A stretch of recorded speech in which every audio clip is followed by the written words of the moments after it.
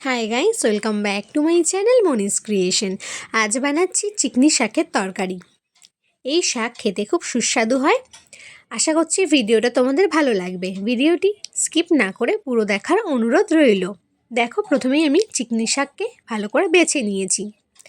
এই শাক গ্রামের দিকে পাওয়া যায়, শহরের দিকে পাওয়া যায় না বললেই চলে। সবজির জন্য আর নিয়েছি বেগুনগুলোকে আমি সরু করে কেটে নিয়েছি আলু এখানে আমি সরু করে কেটেছি, আর নিয়েছি মটরশুঁটি। এদিকে গ্যাস জ্বালিয়ে কড়া বসিয়ে কড়া গরম হলে দিয়ে দিচ্ছি সর্ষের তেল। ফোড়নের জন্য দিচ্ছি একটা তেজপাতা, সামান্য 5 ফোড়ন, দিয়ে দিচ্ছি কোচানো পেঁয়াজ দিয়ে ভালোভাবে মিশিয়ে নিচ্ছি।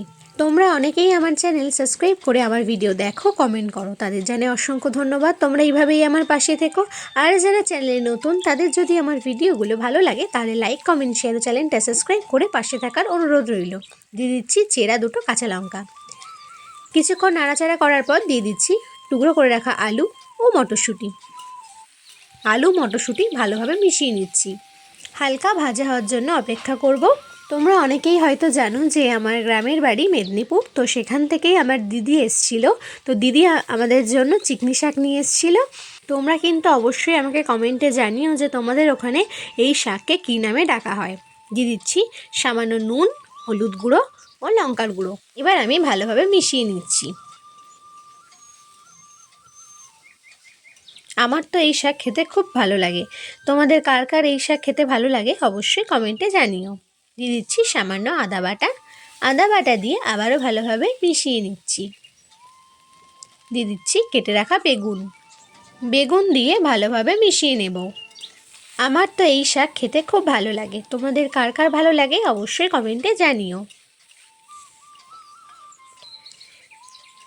বেগুনটা হালকা ভাজা হলেই দিয়ে দিচ্ছি ধুয়ে রাখা শাকগুলোকে আমি আর আলাদাভাবে কোনো কাটিনি। জল দিয়ে ভালোভাবে ধুয়ে জল ঝরিয়ে সমস্ত শাক দিয়ে দিচ্ছি। শাক দিয়ে ভালোভাবে মিশিয়ে নিচ্ছি। দিচ্ছি 1 চামচ জিরে গুঁড়ো, 1 চামচ ধনে গুঁড়ো, দিচ্ছি সামান্য চিনি দিলে টেস্টটা ব্যালেন্স থাকে। শীতকালে চিকনি শাক একটু টকই লাগে খেতে, যেহেতু শিশির পড়ে, তো এই জন্য আমি এখানে চিনি ব্যবহার করছি। আবারও ভালোভাবে মিশিয়ে নিচ্ছি। ভালোভাবে মেশানো হয়ে গেছে। এবার দিয়ে দিচ্ছি জল দিয়ে ভালোভাবে মিশিয়ে নিচ্ছি।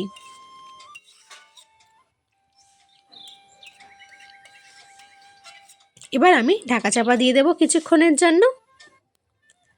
5 থেকে 6 মিনিট পর ঢাকা খুলে